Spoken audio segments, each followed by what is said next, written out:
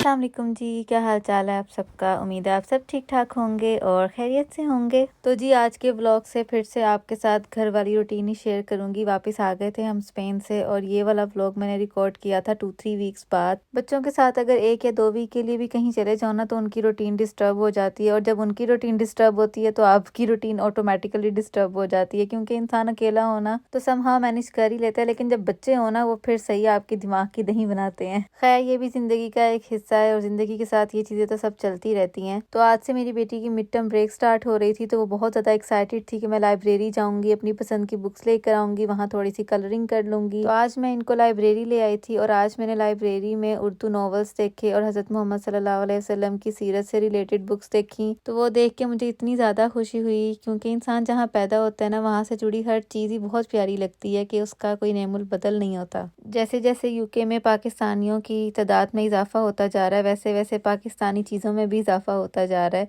जो एक तरह से हमारे लिए तो खुशी की ही बात है। खैर आज के दिन बच्चों ने लाइब्रेरी आके खूब इंजॉय किया। मिड टर्म ब्रेक हो, बच्चे घर हो तो उनको बाउंड रखना मुश्किल भी है और ज़रूरी भी है, क्योंकि हर टाइम हम अपने बच्चों को स्क्रीन टाइम भी नहीं दे सकते, और ये फिजिकल एक्टिविटीज़ बच्चों की मेंटल हेल्थ और फिजिकल हेल्थ दोनों के लिए अच्छी और ज़रूरी भी हैं। तो लाइब्रेरी के बाद मैं इनको ले आई थी सॉफ्ट प्ले के लिए, और उसके बाद इनको भूख लग गई थी तो मैंने कहा चलो अब मैं इनको कुछ खिला पिला भी देती हूँ बाहर। और मैं कहती हूँ बच्चों में अल्लाह ताला ने ऐसी एनर्जी डाली है ना कि जितना भी इनको घुमा लो इनकी एनर्जी कम नहीं होती। इंसान थक हार जाता है लेकिन उनकी एनर्जी लेवल वही 100% से 100% ही रहता है। तो आज पूरा दिन मैंने इनको इतना घुमाया फिराया कि ये थक हार जाएंगे शाम तक, लेकिन मेरी बेटी तो कहेगा कि अभी भी घर नहीं मामा चलते, अभी कहीं और शॉपिंग के लिए चलते हैं। और मैं इतना ज्यादा थक गई थी और घर आई तो आते साथ मेरी बेटी कहती है मामा मैंने होमवर्क करना है, मुझे होमवर्क अभी के अभी करना है। तो मैंने इसको कहा भी, मैंने कहा बेटा थोड़ी देर बात कर लेना, लेकिन आखिरकार माओ को अपने बच्चों की ही बात माननी पड़ती है, जितना मर्जी थक हार जाओ, लेकिन वो नहीं समझते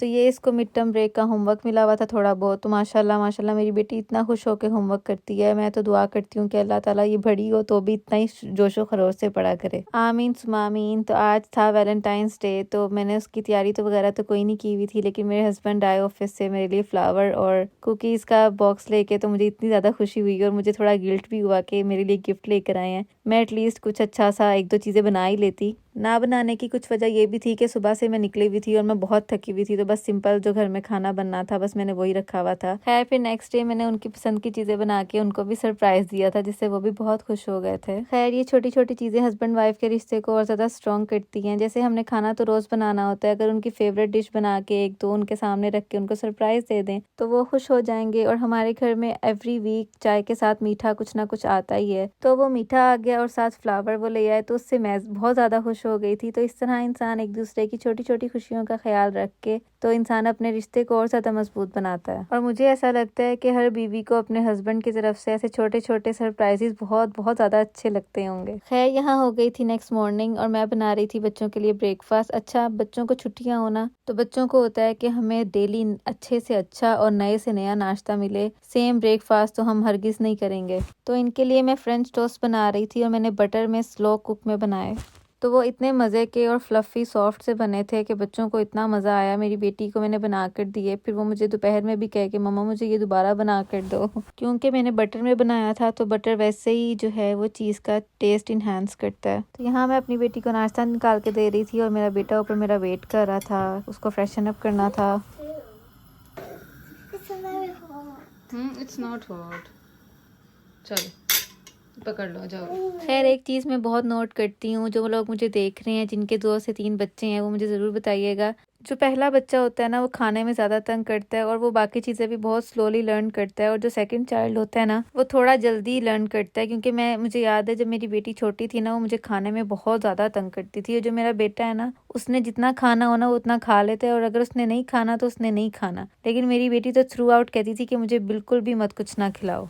और अब तो फिर भी अल्हम्दुलिल्लाह अल्हम्दुलिल्लाह दोनों बच्चे जो है एक दूसरे को देख के खा लेते हैं, बस इनकी तबीयत ठीक हो और इनका मूड ठीक हो, वरना अगर ये तंग करने पे आए तो जो मर्जी मैं कर लूँ ये लोग नहीं खाते। खैर बच्चों के साथ ये छोटी मोटी चीज़ें और ये बहुत ज़्यादा काम तो चलते ही रहते हैं। तो मिलते हैं जल्द ही एक नए व्लॉग और एक नई रूटीन के साथ। तब तक के लिए अपना बहुत ज़्यादा ख्याल रखिएगा और अपने आसपास के लोगों का भी ख्याल रखिएगा, और फ़लस्तीन को बहुत ज़्यादा अपनी दुआ में याद रखिएगा, और डोंट स्टॉप टॉकिंग अबाउट फ़लस्तीन। अल्लाह हाफ़िज़।